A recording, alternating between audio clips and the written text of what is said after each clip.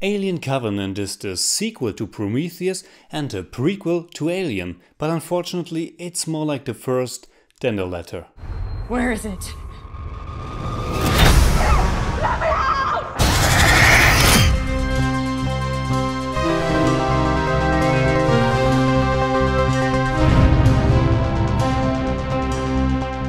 After his big upswing with The Martian, Ridley Scott, who turns 80 this year, is back to his roots with another Alien movie, and as it is reported they are already moving ahead with the next one.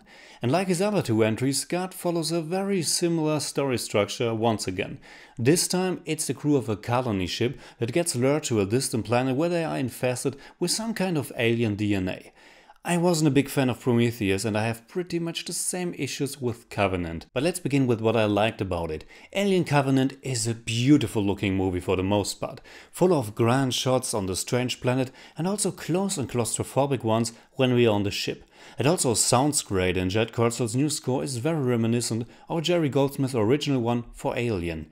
There are some great moments in the movie, scenes where I was on the edge of my seat because of all those years Ridley Scott still knows how to create really horrifying imagery. Body horror elements always belong to Alien and I was happy to see that it can still be terrifying, but at the same time all those moments are a little bit too close to the stuff we've already seen. And unlike in the first two movies, which I consider to be near perfect, in their original theatrical editions though, the build-up to those moments is often not that clever and relies more than one time on old horror cliches.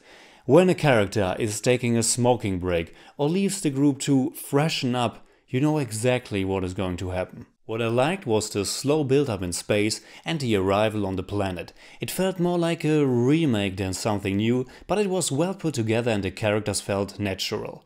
But once the horror begins, or let's say once the movie reveals what it's really about, it gets downhill. As in Prometheus, Ridley Scott tries to make 3 movies at the same time.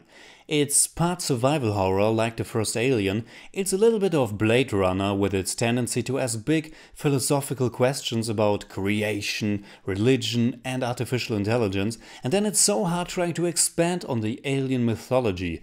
And with each of those angles there are big problems, at least for me. As a pure alien movie, you've seen it all before.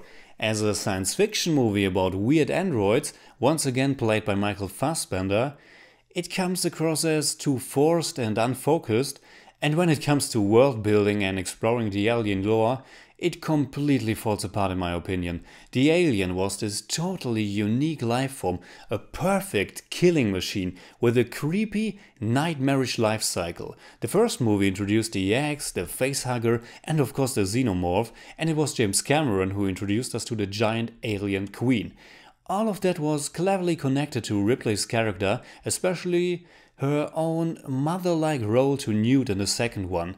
I think Prometheus and Alien Covenant are trying so hard to make it more complex than it only comes across as a giant mess.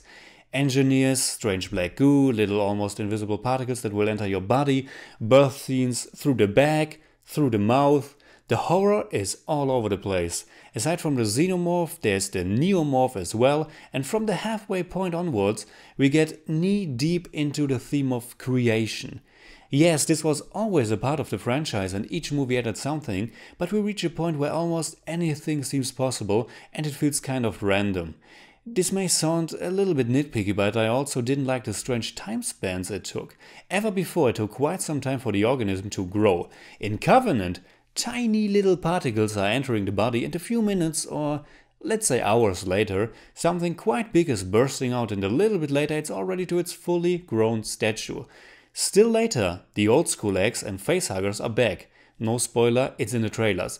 And now it only takes a few brief moments for the alien to burst out and then grow to full size. And also, there are eggs, but there's no alien queen? I won't spoil what's going on here, but it wasn't satisfying. The acting was fine and Katherine Waterston gives a good performance, but you still don't really care that much for her because the movie feels very messy and tonally inconsistent. And I have to mention the ending, where I really lost all engagement into what was going on. I don't give away what they are doing, but there were so many obvious clues of what was actually going on that I was totally baffled they went for it. It's extremely predictable and the characters get reduced to simple pawns. As a giant fan of the first two movies, I hoped for a cool, streamlined throwback, but this was not for me at all. It's beautiful to look at, and like in Prometheus, there are some great scenes in there, but overall this was a misfire as it doesn't commit to one great narrative, but to several interesting, but in the end not well executed ones at once. Also, I wasn't a big fan of the alien CGI at times, and also the way the camera put the creature front and center at moments.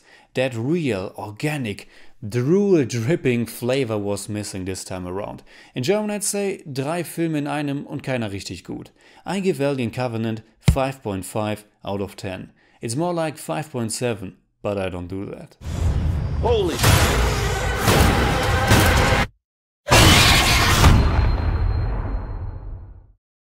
Alright, that's it. Like always, comment below, let me know what you think about Alien Covenant, and also let me know what's your favorite movie by Ridley Scott.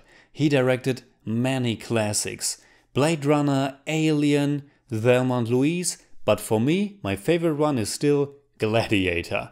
If you enjoyed this video, please give me a thumbs up, share, subscribe, whatever you like, and don't forget to hit the clock so we can rock.